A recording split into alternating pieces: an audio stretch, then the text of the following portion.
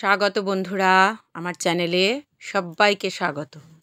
তো দেখো শীতকালে সকলের বাড়িতেই মূলো, এটা একটা কমন। তো অনেক মূলো জমে গেছিলো বাড়িতে, কেউ খেতে চাইছে না। তো কী করব, একটা নতুন রেসিপি বানিয়ে ফেললাম। তো প্রথমে মূলোগুলোকে সব ধুয়ে নিয়েছি, নিয়ে এই দেখো এদের ছাল ছাড়াচ্ছি। দেখেছো অনেকগুলো মূলো ছিল, 10-12টা মূলো। এদের ছাল ছাড়িয়ে এদেরকে মশলা মাখাবো। বেশ করে ছাড়িয়ে টাড়িয়ে নিয়ে কুচালাম,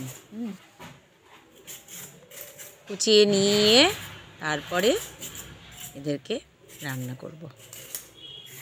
তো দেখো আসলে অনেকগুলো মূলো তো একটু সময় লাগছে। তো দেখো এগুলোকে ছাড়িয়ে আমি দেখো কুচিয়ে নিয়েছি।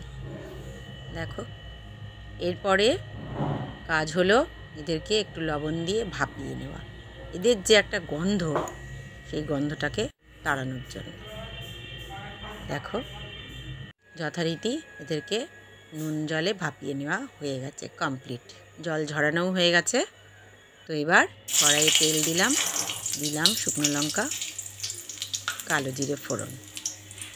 এইবার মূলোগুলোকে অ্যাড করলাম, তারপরে দিচ্ছি, কিছুই লাগে না এতে, সেরকম মশলা টশলা কিছুই প্রয়োজন নেই, শুধু একটু নুন হলুদ দিয়েছি আর অল্প মিষ্টি। তো তোমরা মিষ্টির জন্যে যারা গুড় ব্যবহার করতে পারো, নাহলে সামান্য চিনি দিতে পারো, অসুবিধা নেই, খেতে খুব ভালো লাগে। তো দেখো সব দিয়ে আমি এবার চাপা দিয়ে দিয়েছি।